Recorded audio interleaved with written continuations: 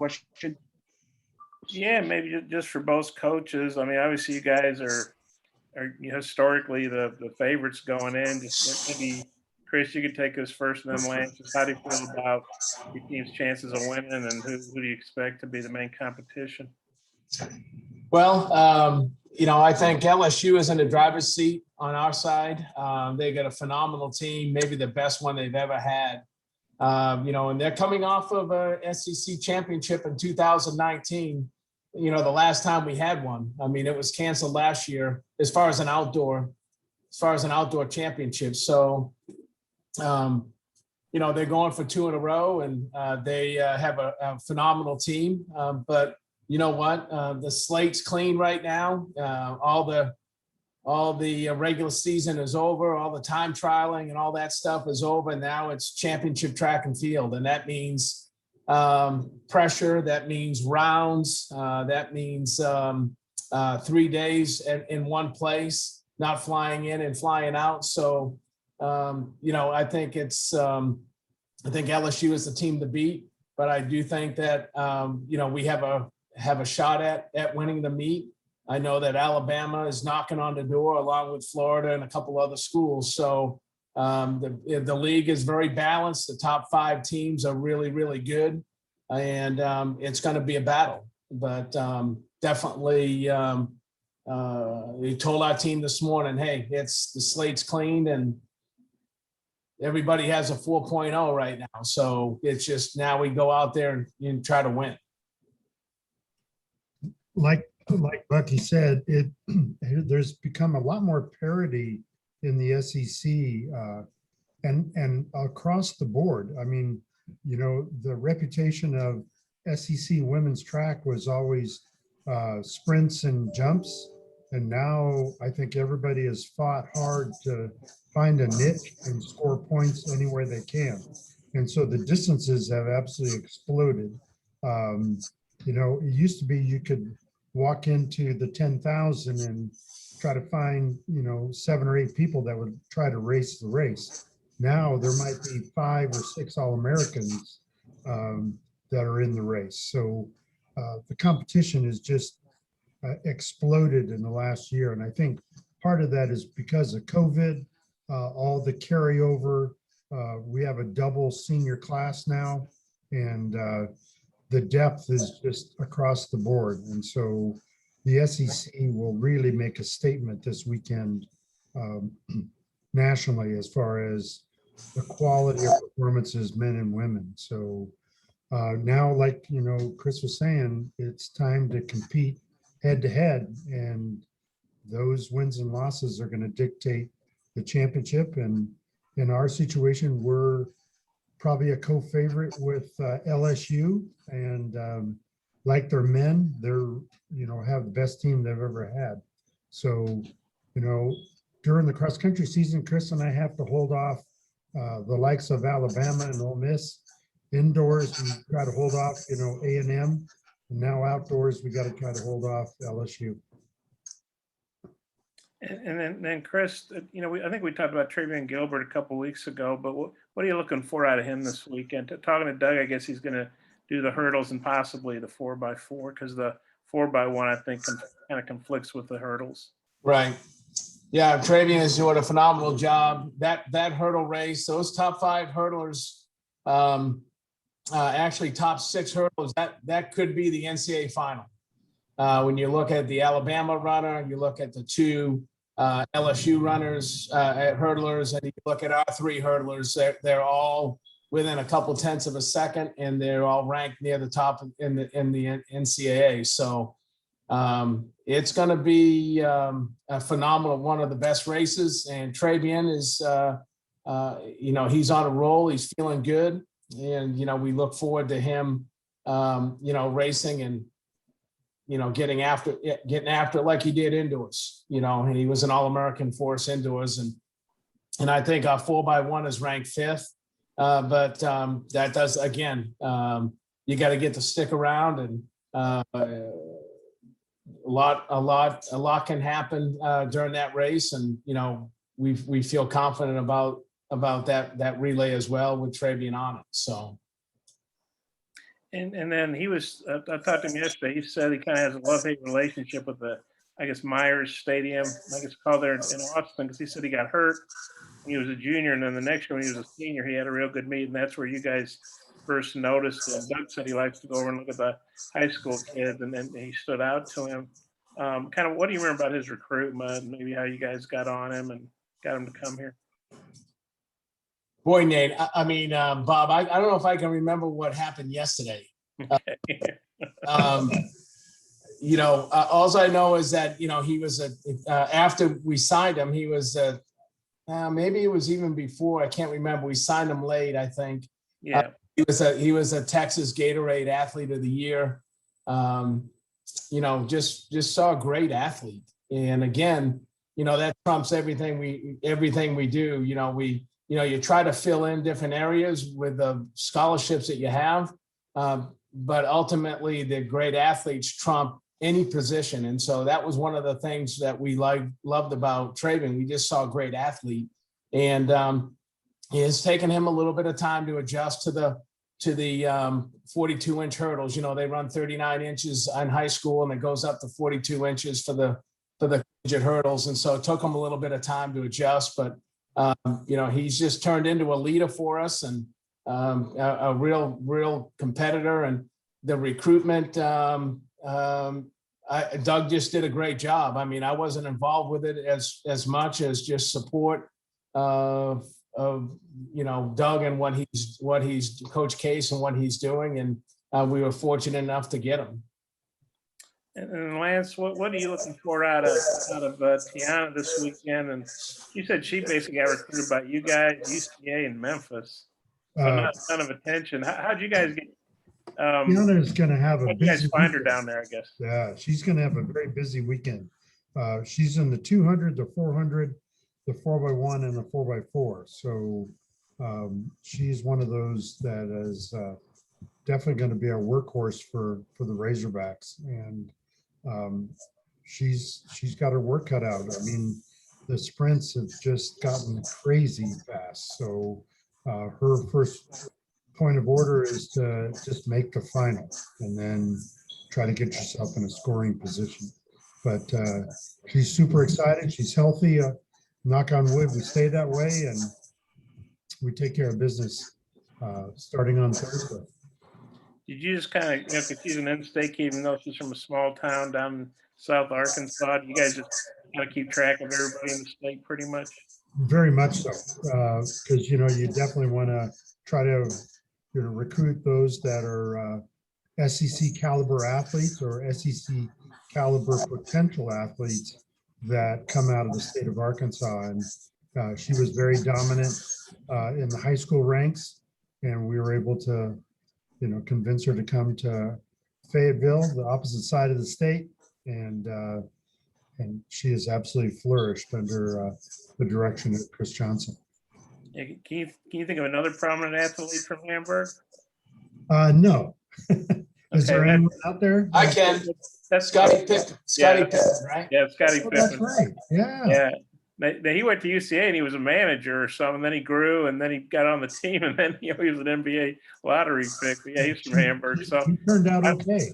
I don't know if she's the second best athlete from there or what, but I'll try All to I do know another. is that her house is on the outskirts of Hamburg, out on a little dirt road. And, you know, I know Chris had a hard time trying to even find her house. Well, I guess it's a good thing he did, huh? Very much so. Okay, I think I'm good. Thanks. Thanks, Bob. Jordan, do you have a question?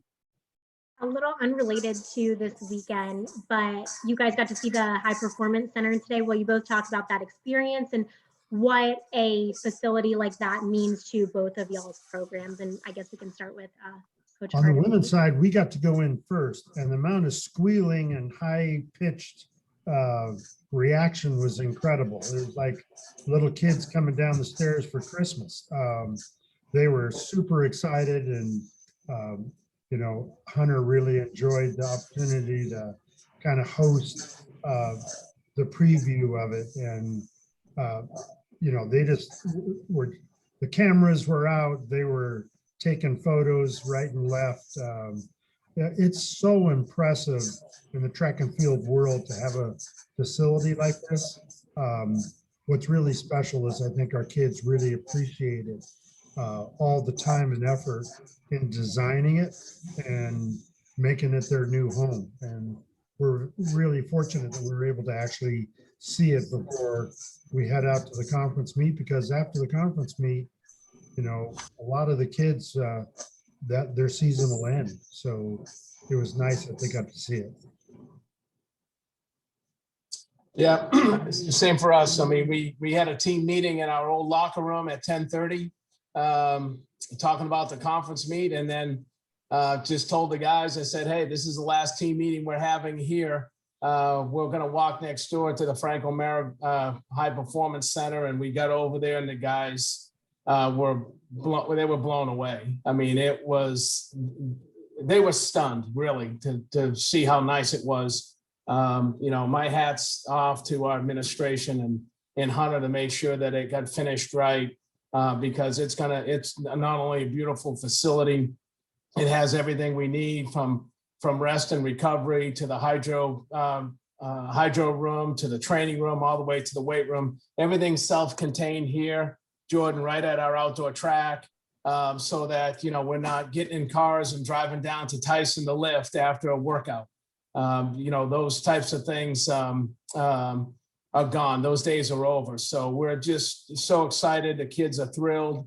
You know, it really completes the facility here at John McDonald Field. And, you know, we're just excited to be able to use it full time. We're probably still another week away from getting in there, but quite a difference between the old locker rooms and the new ones. No question about that. Like night and day. Yeah.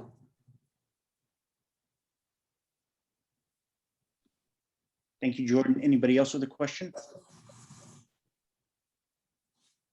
I wanted to ask Chris, Coach Bucknam, about Marcus Blangey and just what he's meant to, you know, your program as a leader and just, you know, leading that decathlon group. Well, you know, that decathlon group, I mean, that's a strong point for us. No question about it. He's a leader of those guys. I mean, it's a big point area for us. You know, Marcus has just done a great job. You know, we were a little bit worried about him. You know, Russ, we had to pull him out of the indoor championship because of a quad strain, and you know, it was touch and go there for a while. Those are kind of sensitive, and he bounced back, as you know, a few weeks ago, and gave us a great put a great score up, 7,900 points. I think that's just the tip of the iceberg. You know, so we're looking forward to him kicking it off. You know, that decathlon is the first event that goes, and so really, you know, that's a big momentum swing in track and field. It's a lot about momentum. As I mentioned before, it's now we're in a 3-day meet. You know, it's not just a meet we fly in and fly out of.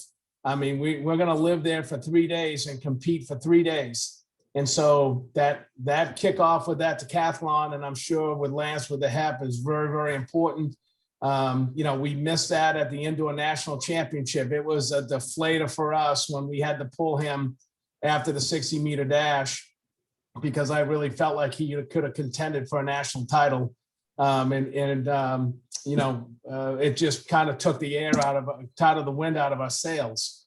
So excited to see him healthy and ready to go, and you know, and watch him compete this weekend and get the ball rolling for us.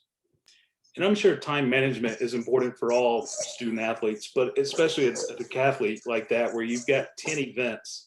How does he, you know, manage his time and manage which events he's training on? Well, that's a question for our assistant coach, Mario Satania, who was an NCAA champion in the decathlon for LSU back in the day. He does a marvelous job of navigating through all those events. And of course, you know, in anything, even in life, what do you focus on? Do you focus on your strengths, or do you focus on your weaknesses? And with 10 events, you're going to have strengths and weaknesses. And so I can't, I can't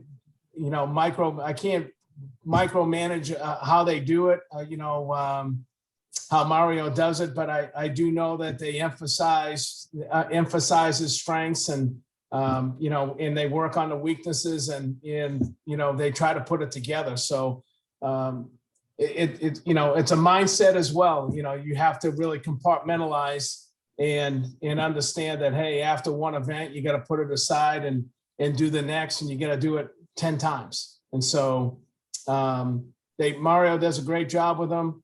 Obviously, those kids do it. I think an unsung hero for us too is Daniel Spacia, who has come a long way and has done a phenomenal job. And I think Marcus has been a big part of that. Tyler Brendel, our transfer from Berkeley, who's here for a second year due to COVID, and he's competing for us. And he's just, solid. It's just a solid group of guys and great athletes working together. So Marcus leads the charge, but it's a strong group for us. Hopefully we can get the ball rolling with it. And I had one more about Marcus. He was really, vocal last summer when, COVID hit, and then there were some of the, the racial unjust things that were going on. What have you thought about his, involvement in that, just, away from the track? Well, obviously, I'm proud of him. I'm proud of the progress he's made academically. I'm proud of the leadership that he provided during that particular time. And still ongoing. The thing about Marcus is that he has this infectious smile and this positive attitude.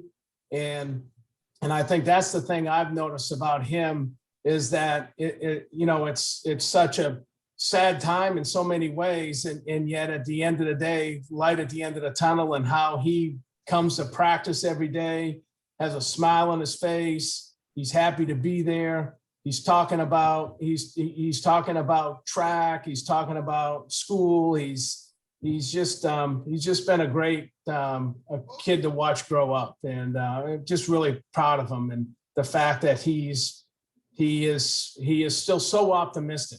And I think that's the thing that is really important this day and age, is that optimism, and it just shines right through him. So.